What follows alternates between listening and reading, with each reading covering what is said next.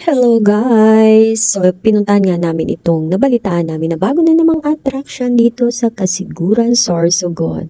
Ang una nilang naging roses ay ang Blue Roses na pinupuntahan na rin dito ng mga turista at ito nga yung bagong pa lang na Pink Roses. So, hindi na namin pinatagal at pinuntahan na nga namin. Akala ko nga patay yung ilaw kasi dito, limitado lang po ang pagpapailaw ng mga roses. Kumbaga may schedule lang.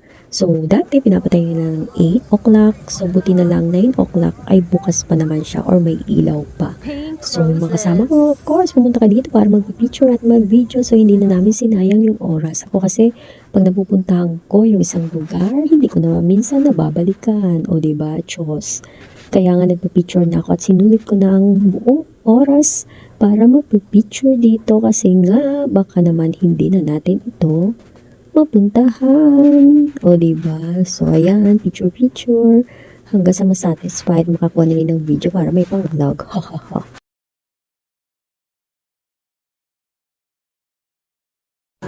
We're going home na. Kabaon mo talaga.